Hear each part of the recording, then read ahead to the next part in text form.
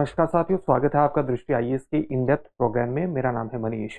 हाल ही में आपने देखा होगा कि हीट वेव के कारण भारत में लगभग इस वर्ष 500 मौतें हो चुकी हैं।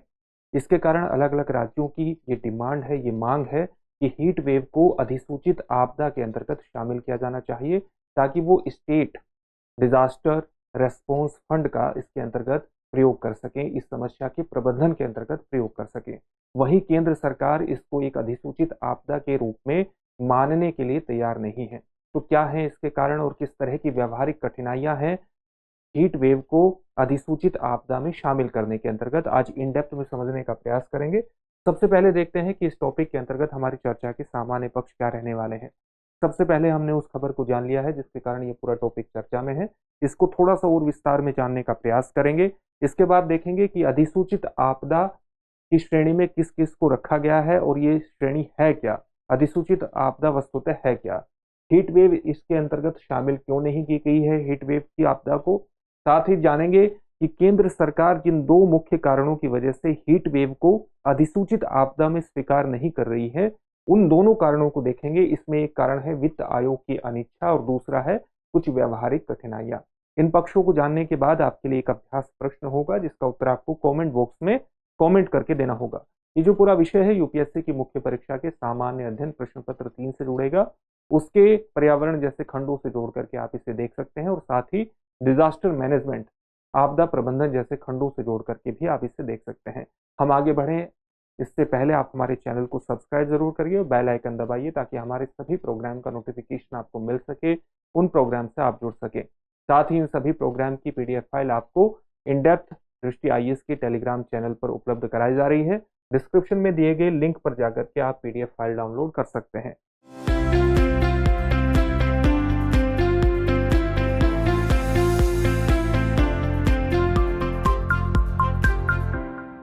तो सबसे पहले खबर को विस्तार में जानने का प्रयास करते हैं। आप देख सकते हैं कि किस प्रकार से वर्ष 2024 में सभी लोग खास तौर से उत्तर भारत में एक भीषण गर्मी को महसूस कर रहे हैं और इसके कारण ही लगातार ये चर्चा है, खास तौर से राज्यों की तरफ से एक डिमांड है कि राष्ट्रीय आपदा प्रबंधन अधिनियम 2005 के अंतर्गत हीट वेव को एक अधिसूचित आपदा के अंतर्गत शामिल किया जाना चाहिए।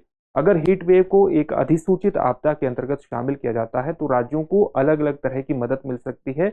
इस समस्या से निपटने में, इसका प्रबंधन करने में एक मदद मिल सकती है, क्योंकि राज्यों को मुआवजा और राहत प्रदान करने के लिए उनके जो स्टेट डिजास्टर रेस्पॉन्स फंड है उसका उपयोग करने की अनुमति मिल जाएगी। अभी तक वो हीट वेव के अंतर्गत होने वाले नुकसान की भरपाई स्टेट डिजास्टर रेस्पॉन्स फंड से नहीं कर सकते, क्योंकि ये एक अधिसूचित आपदा नहीं है।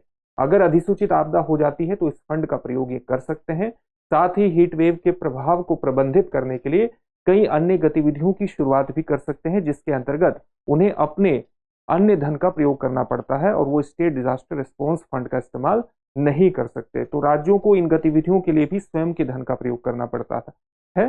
तो अगर इसके अधिसूचित आपदा में इसको शामिल कर लिया जाता है हीट वेव को, तो वो स्टेट डिजास्टर रिस्पॉन्स फंड का प्रयोग सामान्य तौर से कर पाएंगे इस समस्या का प्रबंधन करने के लिए।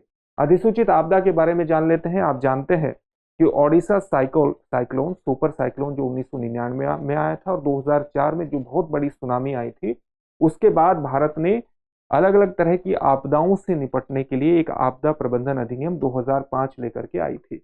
इसमें आपदा को परिभाषित किया गया था और किस रूप में आपदा को परिभाषित किया गया था। कहा गया था कि प्राकृतिक या मानव निर्मित कारणों से उत्पन्न महाविपदा, दुर्घटना, विपत्ति या गंभीर घटना को एक आपदा माना जाएगा जिसके कारण जान माल का भारी नुकसान हुआ हो, संपत्ति का विनाश हुआ हो और पर्यावरण को भारी नुकसान पहुंचा हो। यह एक ऐसी प्रकृति का भी होना चाहिए जो समुदायों की सामना करने की क्षमता से परे हो, यानी जो हमारी कम्युनिटी है, जो ह्यूमन कम्युनिटी है, उसकी क्षमताओं से परे हो, वो इस आपदा का सामना करने में सक्षम न हो। तो इस तरह की चीजों को आपदा के अंतर्गत परिभाषित किया गया और कई 12 श्रेणियां इसके अंतर्गत बनाई गई। हम उस श्रेणी को भी देखेंगे कि किन चीजों को आपदा के अंतर्गत शामिल किया गया। कानून के तहत 2 निधियां स्थापित की गई, 2 फंड स्थापित किए गए, एक राष्ट्रीय स्तर पर और दूसरा राज्य स्तर पर। राष्ट्रीय स्तर पर राष्ट्रीय आपदा अनुक्रिया कोष, जिसको रेस्पॉन्स फंड कहते हैं, राष्ट्रीय आपदा रेस्पॉन्स फंड, और राज्य स्तर पर स्थापित किए गए राज्य आपदा रेस्पॉन्स फंड, इसको अनुक्रिया फंड के रूप में भी आप परिभाषित कर सकते हैं। तो राज्य क्या करते हैं, राज्य पहले स्टेट डिजास्टर रेस्पॉन्स फंड में उपलब्ध धन का प्रयोग करते हैं। जब वो किसी आपदा का सामना करते हैं तो सबसे पहले किस धन का प्रयोग करेंगे, स्टेट डिजास्टर रेस्पॉन्स फंड का प्रयोग करेंगे। और वो नेशनल डिजास्टर रेस्पॉन्स फंड का इस्तेमाल तभी करते हैं जब उनके सामने आपदा इतनी भयावह प्रकार की हो कि स्टेट डिजास्टर रेस्पॉन्स फंड से उसका प्रबंधन करना मुश्किल हो जाए, वो प्रबंधन कर ही ना पाए, तब नेशनल डिजास्टर रेस्पॉन्स फंड का डिमांड किया जाता है। वित्त वर्ष 2023-24 में केवल 2 ही राज्य ऐसे हुए हैं जिन्होंने एनडीआरएफ यानी नेशनल डिजास्टर रेस्पॉन्स फंड का इस्तेमाल किया है, और ये कौन से 2 राज्य हैं, हिमाचल प्रदेश है और सिक्किम है।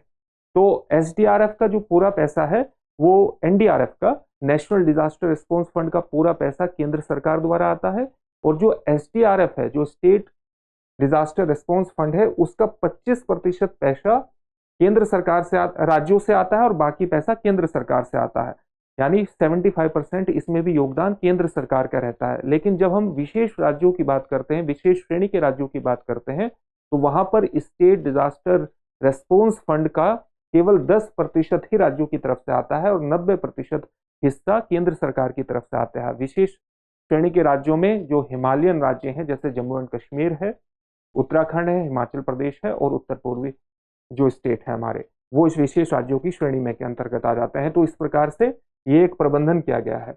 किन आपदाओं को इसके अंतर्गत शामिल किया गया है, अधिसूचित आपदा के अंतर्गत रखा गया है राष्ट्रीय आपदा प्रबंधन अधिनियम 2005 के तहत। चक्रवात को, सूखा को, भूकंप को, आग, बाढ़, सुनामी, ओलावृष्टि, भूस्खलन, हिमस्खलन, बादल फटना, कीटों का हमला और साथ ही पाला और शीत लहरों को, इन 12 श्रेणियों को अधिसूचित किया गया है आपदाओं के रूप में। आप देख सकते हैं कि इसमें हीट वेव शामिल नहीं है, यानी वो एक अधिसूचित आपदा के अंतर्गत नहीं आती। और यही कारण है कि अलग अलग राज्यों द्वारा डिमांड की जा रही है कि हीट वेव के बेहतर प्रबंधन के लिए इसको अधिसूचित आपदा के अंतर्गत शामिल किया जाना चाहिए।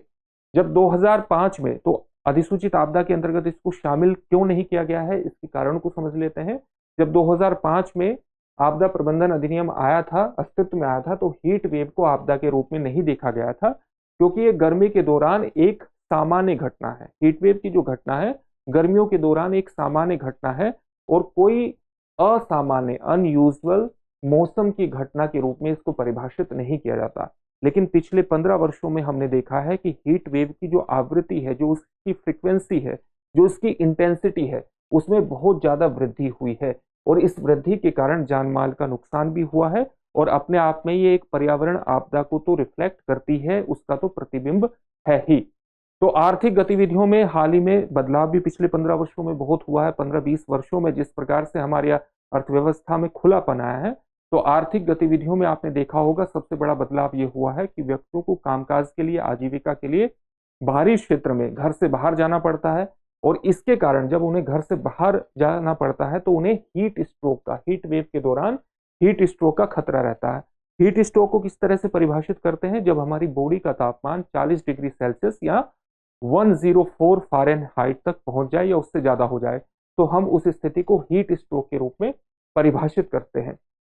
हमारे यहाँ 23 ऐसे राज्य हैं जो हीट वेव के प्रति अपने आप को संवेदनशील मानते हैं, और जब ये संवेदनशील मानते हैं तो इन राज्यों द्वारा और ऐसी सिटीज जहां पर हीट वेव की स्थिति लगातार रहने की संभावना रहती है, उनके द्वारा एक हीट एक्शन प्लान तैयार किया गया है।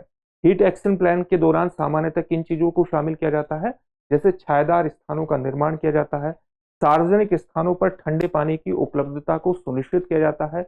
इसके अलावा जो सिंपल ओरल सॉल्यूशन है जिससे डिहाइड्रेशन की समस्या से निपटा जा सके, उसका वितरण किया जाता है। स्कूलों की, कॉलेजों की टाइमिंग में बदलाव किया जाता है ताकि हीट वेव की कोई चपेट में ना आए। साथ ही कार्यालयों के काम के घंटों को भी पुनर्गठित करने का प्रयास किया जाता है। ये हीट एक्शन प्लान के अंतर्गत आते हैं। लेकिन राज्यों को क्या है कि इन सभी प्लान्स को प्रबंधित करने के लिए स्टेट डिजास्टर रेस्पॉन्स फंड का वो प्रयोग नहीं कर सकते, उन्हें अपने ही धन का प्रयोग करना पड़ता है, क्योंकि इसे एक अधिसूचित आपदा, हीट वेव को अधिसूचित आपदा घोषित नहीं किया गया है। इसलिए राज्यों की तरफ से लगातार डिमांड की जाती रही है, लेकिन केंद्र सरकार ने इस डिमांड को स्वीकार नहीं किया है। और उसका सबसे प्रमुख कारण है, दो प्रमुख कारण है, एक तो व्यावहारिक कठिनाइयां हैं और एक है कि वित्त आयोग ने उनकी सिफारिश को स्वीकार करने के प्रति अपनी अनिच्छा अभिव्यक्त की है। हाल ही में आप जानते हैं कि 15वां वित्त आयोग की सिफारिशें लागू हैं, जो कि वर्ष 2021-22 से वर्ष 2025-26 तक चल रही है। तो 15वें वित्त आयोग ने इन हीट वेव को अधिसूचित आपदा के रूप में स्वीकार करने से मना कर दिया है। और इससे पिछले के जो 3 वित्त आयोग हैं, इससे पहले के जो 2 वित्त आयोग हैं, उन्होंने भी हीट वेव को अधिसूचित आपदा के रूप में स्वीकार करने से मना कर दिया है। और इसका सबसे बड़ा कारण 15वें वित्त आयोग ने बताया है कि जो राज्यों के पास मौजूदा अधिसूचित आपदाओं के अंतर्गत जो उन्हें ऑलरेडी फंड दिया जाता है, वो काफी हद तक राज्यों की जरूरतों को पूरा करता है। और इसके लिए जरूरी नहीं है कि हीट वेव को अधिसूचित आपदा के अंतर्गत शामिल किया जाए। लेकिन 15वें वित्त आयोग ने पूर्व वित्त आयोग की एक सिफारिश को, एक कदम को जायज ठहराया है, उसका समर्थन किया है। और वो कदम क्या था कि राज्यों को, पिछले वित्त आयोग ने राज्यों को स्टेट डिजास्टर रेस्पॉन्स फंड धन का कम से कम एक हिस्सा, और वो हिस्सा कितना, उसका 10% तक जो लोकल डिजास्टर्स हैं जैसे बिजली गिरना और हीट वेव, इन जैसी स्थितियों से निपटने के लिए उपयोग करने की अनुमति देती थी। यानी पिछले वित्त आयोग ने क्या कहा था कि जो स्टेट डिजास्टर रेस्पॉन्स फंड है, उसका कम से कम 10% हिस्सा लोकल आपदाओं के लिए, जो स्थानीय आपदाएं हैं जैसे बिजली गिरना, जैसे हीट वेव, उनके लिए प्रयोग किया जा सकता है। और इसी के अंतर्गत हरियाणा, उत्तर प्रदेश, ओडिशा और केरल ने हीट वेव को स्थानीय आपदा घोषित किया है। और हीट वेव को स्थानीय आपदा घोषित किया है। और साथ ही 15वें वित्त आयोग ने इन सिफारिशों के आधार पर ही, इन कारणों के आधार पर ही, वित्त आयोग की इन सिफारिशों के आधार पर ही केंद्र सरकार ने कहा है कि हीट वेव को अधिसूचित आपदा के रूप में स्वीकार करने की आवश्यकता नहीं है। साथ ही इसका एक बहुत बड़ा कारण है व्यावहारिक कठिनाइयां। व्यावहारिक कठिनाइयां सबसे कारण इसलिए है क्योंकि अधिसूचित आपदा से अगर कोई व्यक्ति पीड़ित होता है और उसकी मौत हो जाती है, तो केंद्र सरकार को लगभग 4 लाख का मुआवजा देना पड़ता है। साथ ही जो अधिसूचित आपदा से गंभीर रूप से घायल व्यक्तियों को भी मुआवजा देना पड़ता है। तो अगर हीट वेव से गंभीर प्रभावित व्यक्तियों को मुआवजा देने की बात आती है, तो इस पर केंद्र सरकार का एक बहुत बड़ा खर्च हो सकता है, बहुत बड़ा वित्तीय खर्च हो सकता है। क्योंकि एक अनुमान के अनुसार वर्ष 2024 में अब तक 500 व्यक्तियों की मौत हीट वेव से हो चुकी है। दूसरा सबसे प्रमुख कारण ये माना जाता है कि हीट वेव के कारण होने वाली मौतों की पहचान करना कठिन है, क्योंकि हीट वेव के कारण अधिकांश लोग वे मरने वाले वे हैं जो किसी न किसी अन्य बीमारी से भी पीड़ित रहते हैं, कोमॉर्बिडिटीज का शिकार हैं, कोई ना कोई अन्य बीमारी उनको होती है। 15वां वित्त आयोग, जिसकी सिफारिशें वर्ष 2021 से 2026 तक लागू हैं, वो विभिन्न जो स्टेट डिजास्टर रेस्पॉन्स फंड है, उनको 1,60,153 करोड़ रुपए आवंटित करने की सिफारिश ऑलरेडी कर चुका है, जिसमें उत्तर प्रदेश को लगभग 11,400 करोड़ रुपए आवंटित किए गए हैं और महाराष्ट्र को सबसे ज्यादा फंड दिया गया है, लगभग 19,000 करोड़ रुपए का, जो अपने आप में बहुत बड़ी राशि है। तो ये सभी प्रकार की आपदाओं से निपटने के लिए फंड है, जिसमें हीट वेव भी शामिल है। सभी प्रकार की आपदाओं से निपटने का के अंतर्गत शामिल है, लेकिन माफ कीजिएगा, हीट वेव इसके अंतर्गत शामिल नहीं है अधिसूचित आपदा के अंतर्गत। लेकिन आप याद रखिएगा कि अगर हीट वेव को अधिसूचित आपदा के अंतर्गत शामिल नहीं किया गया है, तो इस फंड का प्रयोग हीट वेव को प्रबंधन करने के अंतर्गत, हीट वेव का प्रबंधन करने के लिए नहीं किया जा सकता। और इसीलिए अलग अलग राज्यों द्वारा डिमांड ये की गई है। साथ ही दूसरा एक कंसर्न बहुत बड़ा ये है कि अगर हीट वेव और बिजली गिरने जैसी आपदाओं को अधिसूचित आपदा के अंतर्गत शामिल किया जाता है, तो ये जो फंड प्रदान किया गया है ऑलरेडी 15वें वित्त आयोग द्वारा, ये फंड अपर्याप्त हो सकता है। तो फंड की अपर्याप्तता, जो ये व्यावहारिक कठिनाइयां हैं, ये भी सामने आ सकती है हीट वेव को एक अधिसूचित आपदा के अंतर्गत शामिल करने के बाद। तो इसी कारण से हीट वेव को यह माना जाता है कि अधिसूचित आपदा के अंतर्गत शामिल नहीं किया गया है। अगर हीट वेव को अधिसूचित आपदा के अंतर्गत शामिल किया जाता है, तो ऐसा भी हो सकता है कि हीट वेव का प्रबंधन करने में ज्यादा आसानी हो, साथ ही अधिकारी हीट वेव को बहुत बेहतर तरीके से, सतर्क तरीके से प्रबंधित करने में सक्षम हो जाए, और साथ ही इसके कारण होने वाली बीमारियों और मौतों की भी अधिक रिपोर्टिंग हो। तो ये सभी पक्ष इसके अंतर्गत शामिल है। एक प्रश्न देखेंगे, लेकिन उसके पहले आपके लिए एक सूचना है। सूचना यह है कि दृष्टि आईएएस मेंस 2024 के लिए एक लाइव ऑनलाइन बैच प्रारंभ कर रहा है 24 जून से। इसमें एडमिशन प्रारंभ हो चुके हैं और अधिक जानकारी के लिए आप इस नंबर पर कॉल कर सकते हैं। प्रश्न देखते हैं। प्रश्न क्या है? निम्नलिखित में से कौन सी आपदा राष्ट्रीय आपदा अधिनियम 2005 के अंतर्गत अधिसूचित है?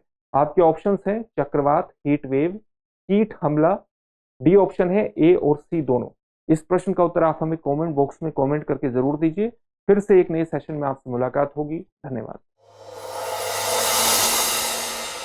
डियर व्यूअर्स, अपने एग्जाम की तैयारी को और बेहतर करने के लिए हमारे चैनल को लाइक, शेयर और सब्सक्राइब करना न भूलें।